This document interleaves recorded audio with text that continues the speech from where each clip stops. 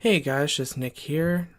Before we start the show, just wanted to let you guys know that in this episode we do discuss the Brandon Bernard case, which starts at about 32 minutes and 30 seconds and ends at about 34 minutes and 30 seconds.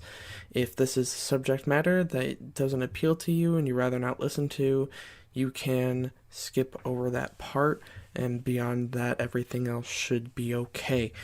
Thank you so much, guys, and hope you enjoy the episode.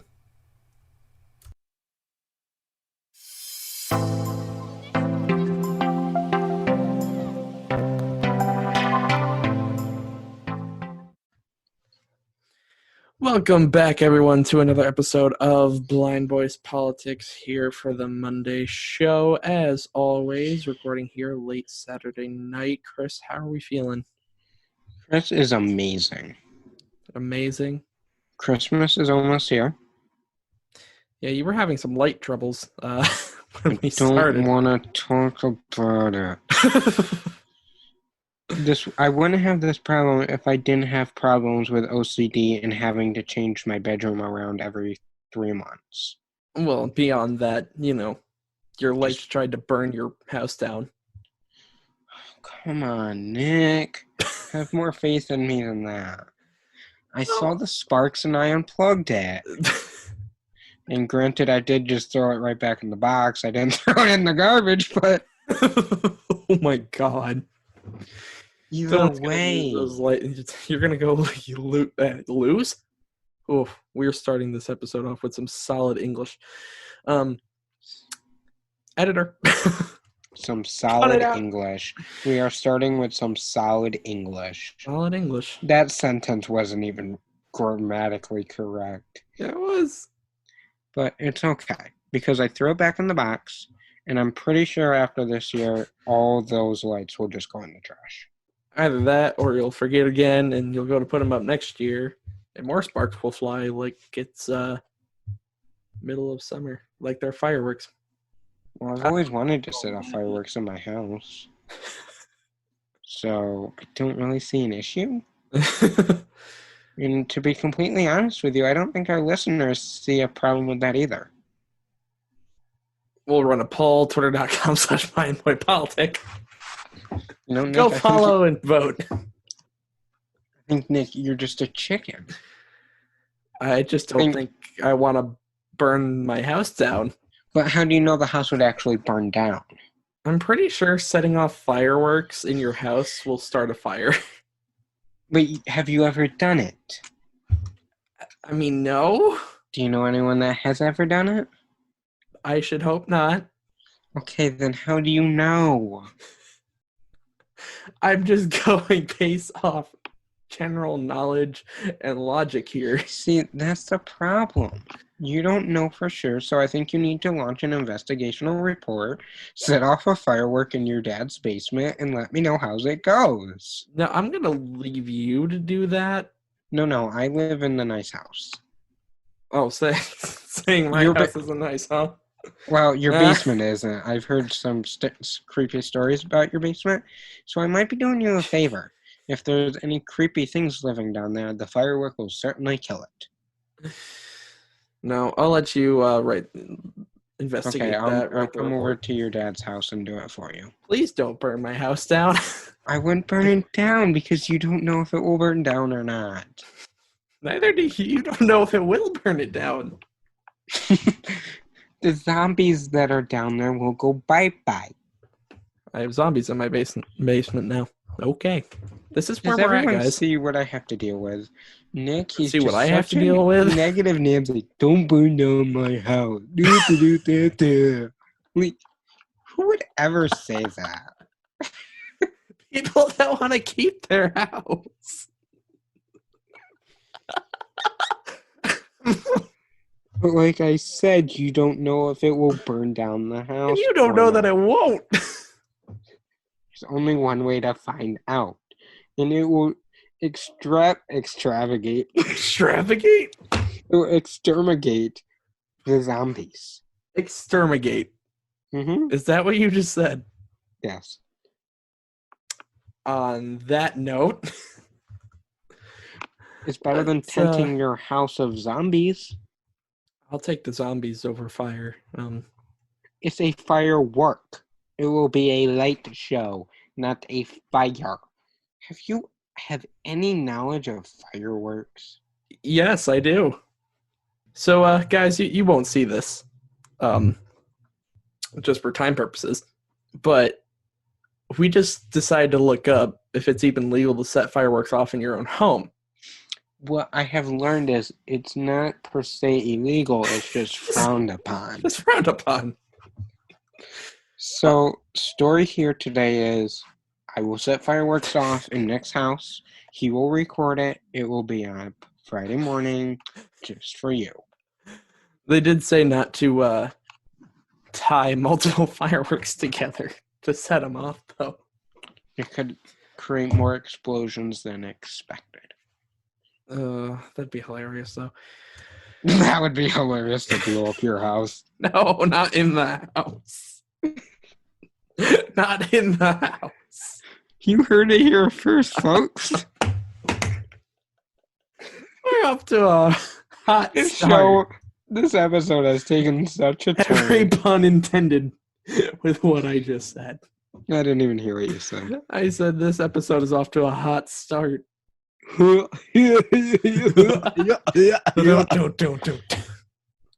I'm just saying. This episode has taken an odd turn. And I say we make things a little bit more normal. And let's talk about a COVID-19 reality. update. Because Yeah, unfortunately, Nick is against the idea of setting off fireworks, so let's talk about COVID. So if you don't want to hear us talk about COVID, blame Nick. DM him on Twitter and let him know. Yeah, but unfortunately we do have to talk about COVID yet again just because it continues to just flow throughout the nation and flow throughout the news as a whole. So as of Friday, December 11th, the number of deaths was 2,951 across the United States. That is a tiny bit less than Thursday, which sat at 3,124, but it's still so high. For the first time ever, we have 108,000 hospitalizations for COVID, and 6 states Saturday had 10,000 or more new cases confirmed in an individual state. California has had more people in the hospital, and that is the highest on record since March, even higher than New York at their peak back in April. You might be wondering where the numbers are projected to go moving forward.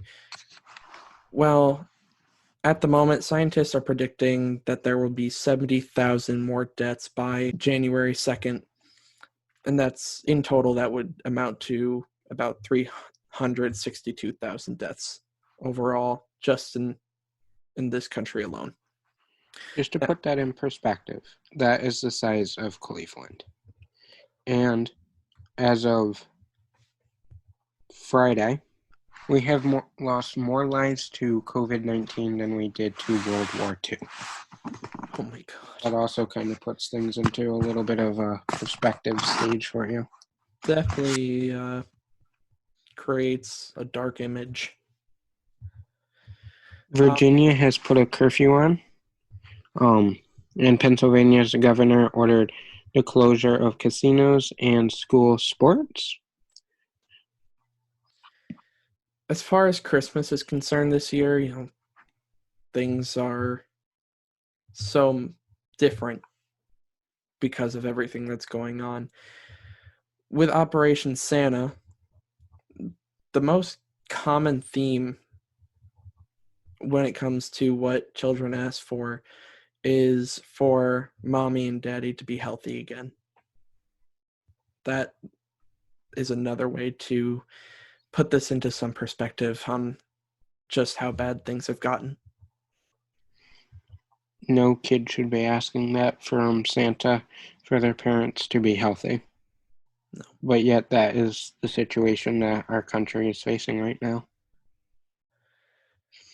Yeah, As we have talked about several times now, COVID also plays a factor with unemployment. And another record has been met: first time unemployment filings, 853,000 people in 1 week. And college students are wondering if they should pursue their dreams, go to college, or if they should be getting full-time jobs and helping their family get through this difficult time. it's just, well, I'll save my thoughts for after we get through a couple more of these because there's so much perspective to be put on all of this. But another way to think about this too, another point of perspective is that 82% of healthcare workers at this point are experiencing emotional exhaustion. And I can personally attest to this because I've said it multiple times that my family does work in the medical field, and I've certainly seen it on their faces, them talking, that they're just emotionally exhausted from this whole situation and desperately need a break that they can't have. Well, if we look overseas for a second and go to Sweden and look at Sweden for just a moment, healthcare workers are quitting at record numbers because of how bad things have gotten for them and how exhausting and how stressful things have become for them throughout this whole situation, throughout this whole pandemic. We It's do. horrible. Hmm? It is. And unfortunately, things do not look like they will be getting better. Like we said, Friday until the second week of January. So we are just in the middle of this right now. Yeah, And it doesn't look like things are going to get better. It looks like things are going to get worse. we're still weeks away from hitting, from any hope of maybe a downward trend on this whole situation as far as numbers go and all of that. And until that point, I hate to say it, it's unfortunate to say, but we could very well be continuing to see things like this increase, um, exhaustion increase, economic struggle and unemployment increase. Obviously, and even more unfortunately, we're going to see deaths increase. And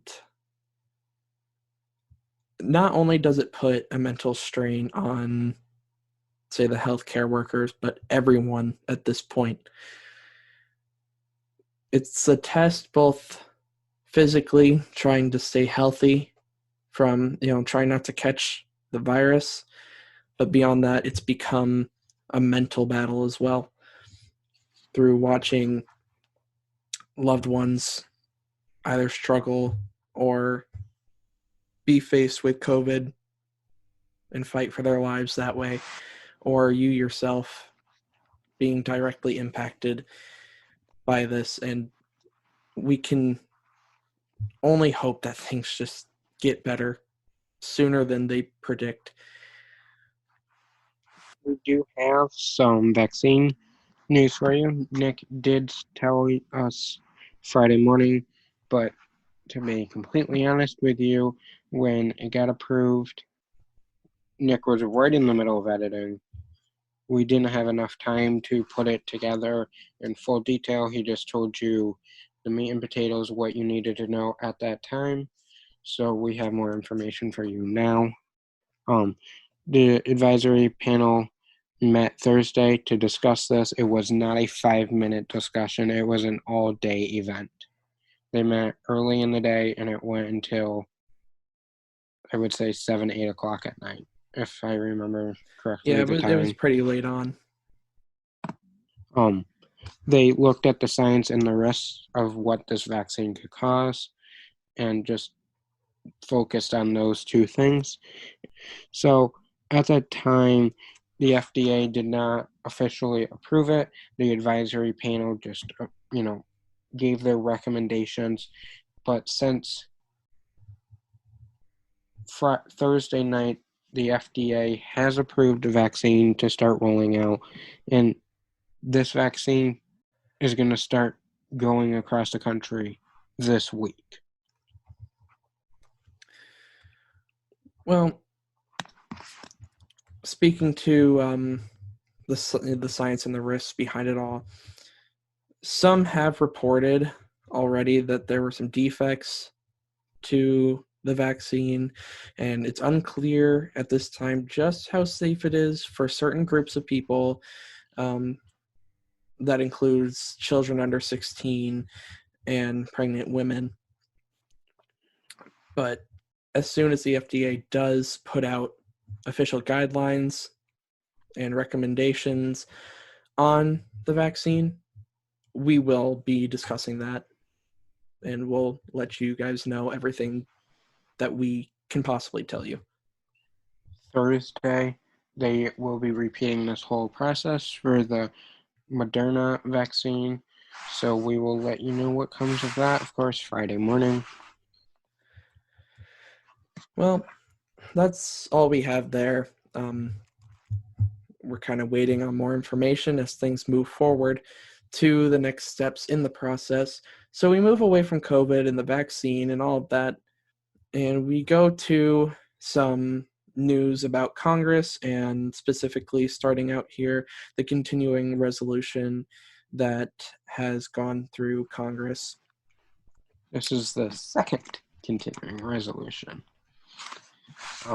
If you remember, there was a continuing resolution signed September 30th, putting for a continuing resolution until December 11th. That day came, that day passed. They signed another continuing resolution for December 18th, so the government does not shut down. This overwhelmingly passed through the House with a vote of 343 to 67, and this also passed through the Senate 84 to 14. That's not the only thing that passed. The National Defense Authorization Act, or NDAA, also passed through the House. The vote for that was 355 to 78. Now, that does not include the repeal of Section 230, and it does not remove the order of renaming the military bases named after Confederate leaders.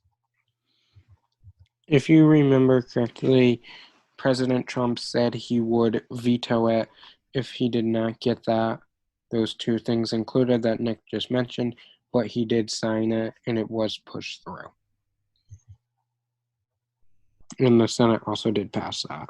Yes. More news as far as things being passed, though, is that we move to stimulus, and we won't get into too much because there's not too much to talk about with the stimulus at this point. They're alive, but they're just kind of limping along at the moment. They said that this week might be a little better to try and negotiate a deal, but to this point, we still don't have any real information about it. We will address it Nick, if anything comes out. I don't know about you, but when I first heard Section 230, I'll be honest with you, I was not completely understanding of what that even was. So let's just give you a little background on that, because I'm sure I'm not the only one that didn't know what that was. It's complex. So yeah, let's And go it's not through an it a little everyday bit. talked about topic. No, exactly. So let's give a little background information and see if we can't clear things up for all the listeners. This all started back in May when Twitter put 2 warning labels on President Trump's tweet, and these are, the claims that we've probably all seen by now that this information might be misleading. Then after that, he sent a tweet said Republicans feel that social media platforms totally silence conservatives' voices. We will strongly regulate or close them down before we can ever allow this to happen.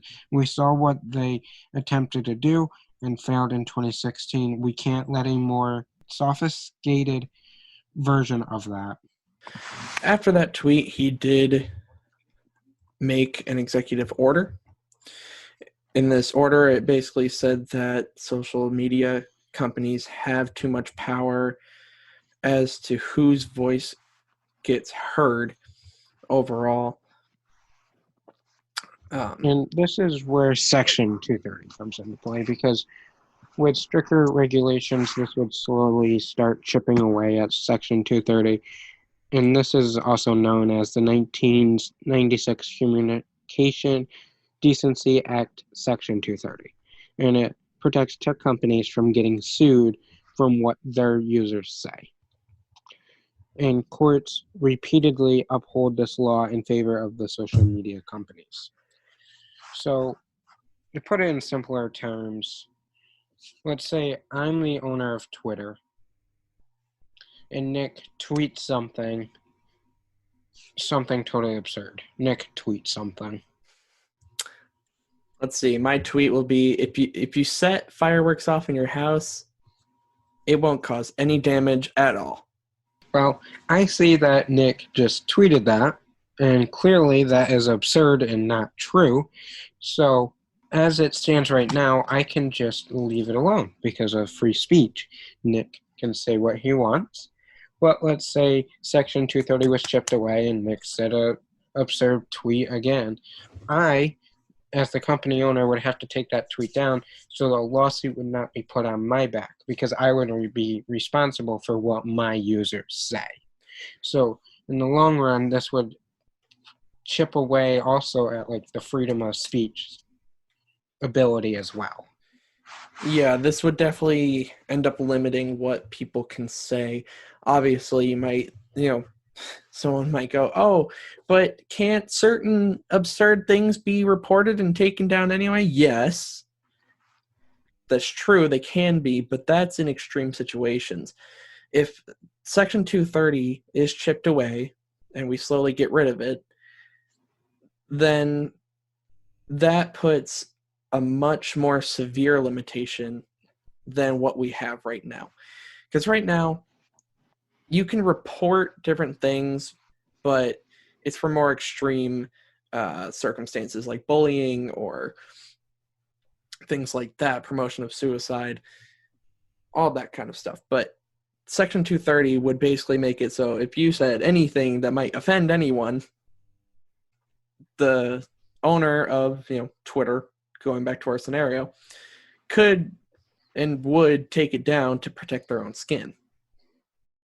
Precisely. So that would pretty much, essentially, the only people that would be able to report on things were like major news stations, CBS, CNN, Fox News, ABC, MSNBC, C-SPAN, places like that would be the only ones that would be able to report and have freedom of the speech to speak on political and news and things like that.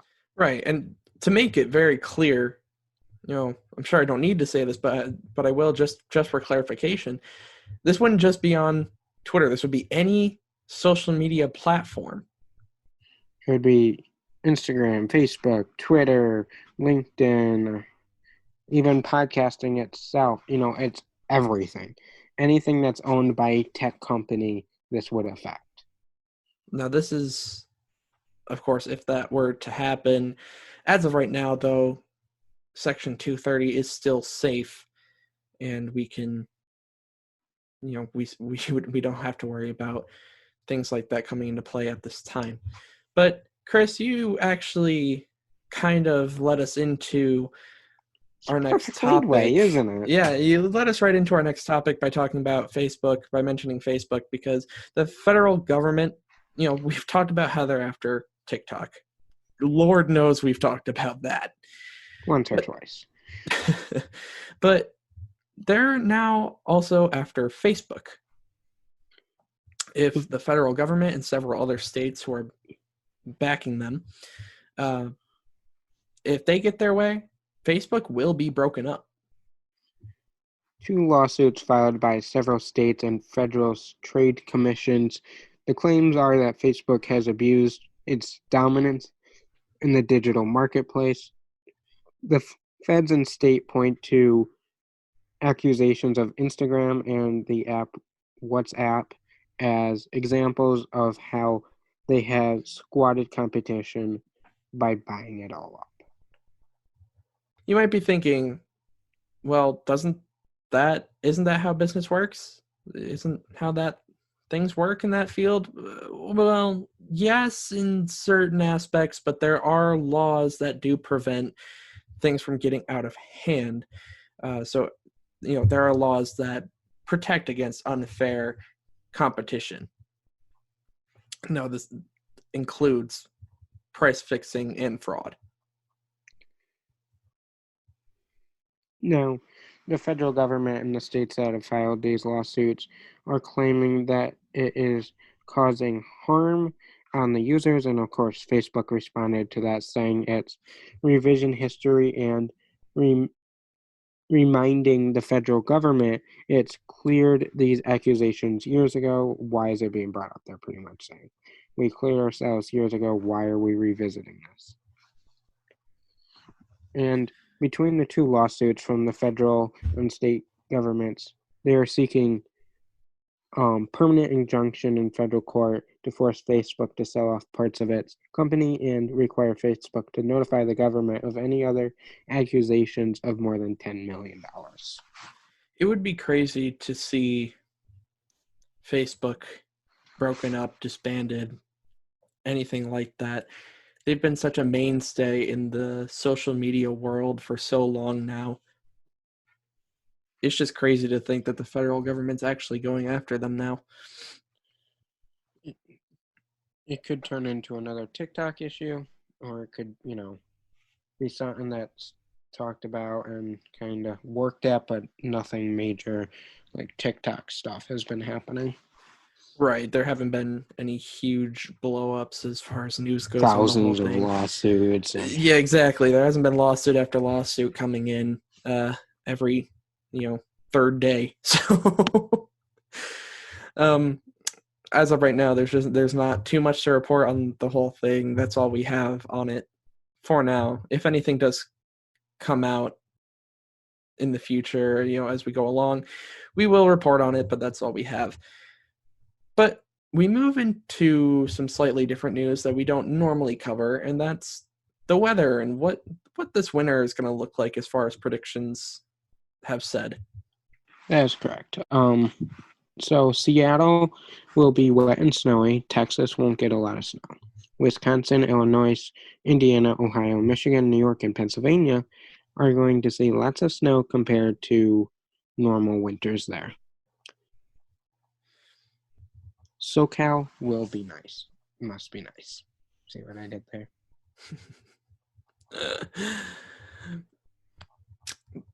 However, with this all being the case, things are not looking good out west, where the wildfires have been raging. And when it comes to wildfire season over this next year, with little snow coming their way, that means things are going to continue to be dry, and that means that wildfires could continue to rage as we move on, towards the summer and throughout the summer of 2021. So that's something new. We've pretty much covered it all now. We just threw in weather reports. We are now meteorologists. Just kidding. Meteorologist Chris Baker here on the scene. Yeah, you don't want me being a meteorologist. I couldn't point out a map. I can't see a map. You know what we could do? Next time we get a snowstorm, send you outside, and you go out there and tell us how hard it's snowing. Live from the snow. Mm-hmm. Nick, is it snowing out there? How much snow do we got out there, Nick?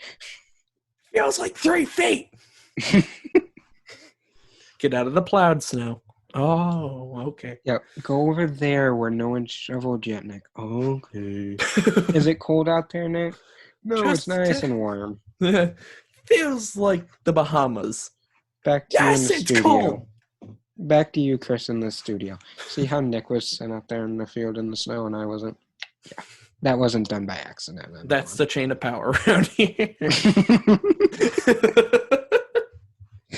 That part is that's probably true. If we were ever to do that, you would be the one sent out there. I know. That's the chain of command around here. On that note, we move out of weather. We should cover the weather more often. We should. We have an Live from update on outside. We have an update on the pardon bribe. If you remember correctly, there was a billionaire allegedly tried to buy a pardon from President Trump.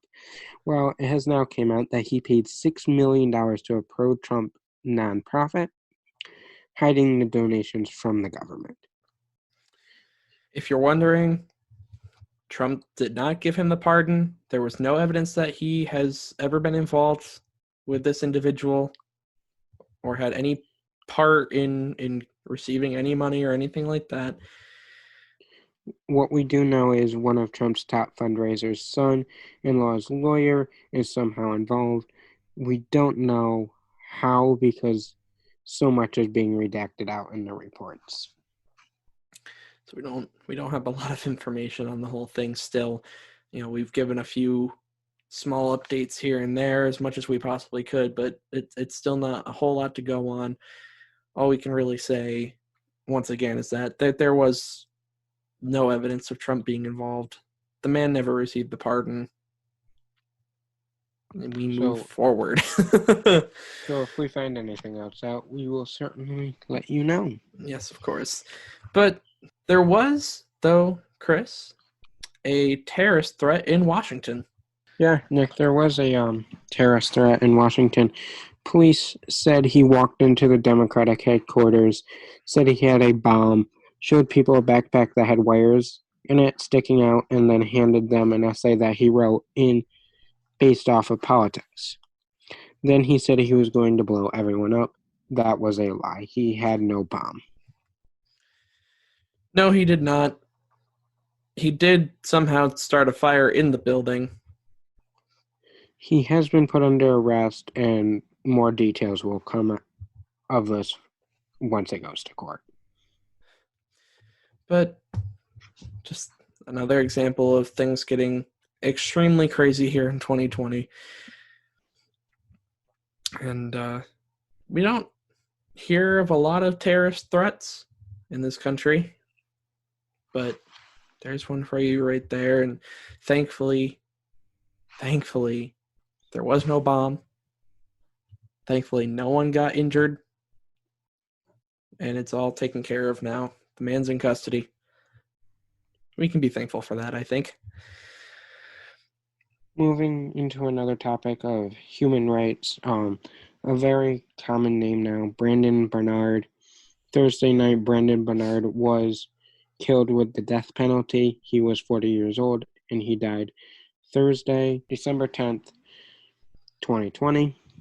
President Trump started executions back in July, the first time in 17 years. President Trump is the first president in 124 years to execute someone after an election. If you don't know who Brandon Bernard is, if you haven't heard any of the stories or read up on it at all, he was someone who was convicted of murder and was put in jail at age 18 with a life sentence. He was never written up in jail while he was there and was considered a role model for younger children who were getting in trouble. So at this point, with his story, many have come to think that the execution was completely unfair and a violation of those human rights. All we can really tell you is read up on it yourself, make the decision yourself on what you think. It is a tragic situation just because execution is pretty harsh, one could say. But to really make the decision, make sure to read, if you want to read more into it. Make sure you do form your own opinions about it. Yeah. Democrats think it should be eliminated. Republicans don't. Like many things, they go back and forth about this. But One thing that they are not going back and forth about is December 14th. That's today. You know what's today? The electors meet to make their vote for the election. Yeah. So this isn't the end of the election. The end of the election doesn't come until Inauguration Day, of course. But it all depends on Congress just how things will go. The new Congress is sworn in January 3rd, and on January 6th, they will meet to certify the vote of the electors. At this time, if a member of the House and a member from the Senate decide to join forces, they can object to an entire slate of electors from any state of their choosing. You can think this from an 1887 called the Electoral Count Act. That's the reason for this. It was meant to be the last line of defense to protect the election in case of any election problems in the state. Remember, 1887 and Things were a lot 2020 different. are very different in how things are done. Yeah, things were a lot more insecure back then compared to how they look now. So it was, it was a good thing back then. But Let's how? explain to you how this whole mess works. Yeah. So Like Nick said, one representative from the House needs to join forces in writing with an explanation with a senator, and they can object to a state's entire slate of electors, and then the election is brought to the floor. Both the House and the Senate go to their chambers and debate, and then vote. They only have 2 hours to do this process. beyond this, each state's electors need to be certified individually. So there are 50 chances of this happening. Now, you might be wondering, has this ever happened before? Yes, it has. 3 times. In all 3 cases, the attempts failed. In 2001 and 2017, no senator would join with a representative to actually make this objection official. In 2017, it was Joe Biden, who was the vice president at the time, who shut down the Democrats in their challenge to the Trump presidency. In 2005, a senator and a representative did join up, and they successfully objected to Ohio's slate of electors, but the Republicans controlled the House and the Senate at the time, and it got shot down. What about this year, you might be asking? Well, one representative, Moo Brooks, a Republican from Alabama, already said he will object to a slate of electors, which ones are still unclear. So far, no senator has jumped on board to go along with this. So that's what's going on today, guys. Things are not quite over. But we're getting closer. Each day is closer to January 20th, where this whole mess will be behind us. Yes. But that is all we have for news this Monday. We will have more, of course, on Friday as news continues to just pour in. There's never a shortage these days, it seems. But for now, let's jump right into rapid news. To start out with, members of the military with the Navy Federal Credit Union were never given their paychecks. It was delayed, and they should get them by the 15th. The Supreme Court declined Texas's attempt to overturn the election results in 4 of the key states Friday. Talking about cases, at this point, President Trump has lost 58 cases and has won just 1. Kia is recalling 259,000 vehicles for engine fire risk. Vehicles include are the 2011 through 2013 Kia Optima Hybrid, 2012 Sportage, 2012 through 13 Sorento, 2012 through 2015 Forte and Forte Coupe, and 2014 through 2015 Kia Soul. And finally, the deadly shooting of Sandy Hook Elementary School happened 8 years ago today.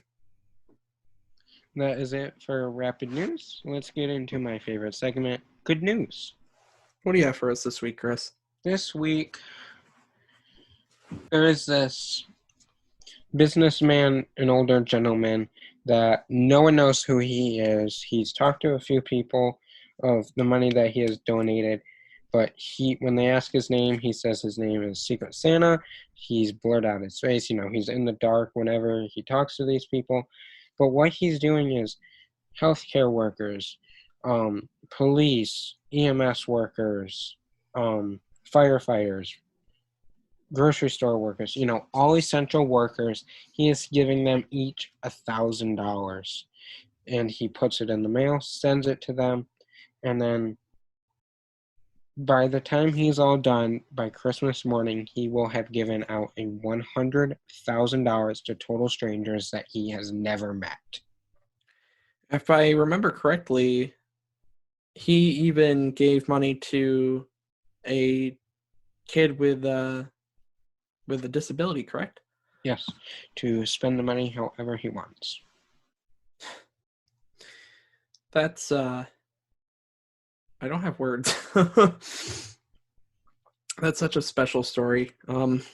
Just $100,000 to total strangers, not wanting any recognition. He was also on CBS's Evening News. The reporter never saw his face, doesn't know his name. He was all, darked out in the shot. He wants zero, congratulations, thank you. He just wants to do it out of the goodness of his heart, and his name is Secret Santa.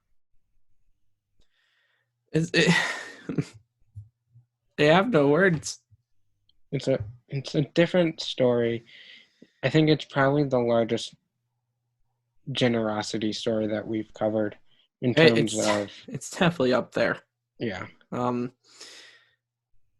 People with wealth often get a lot of stick. They often get a lot of criticism for, being wealthy. You don't hear a lot of great stories about anyone with any kind of wealth, really.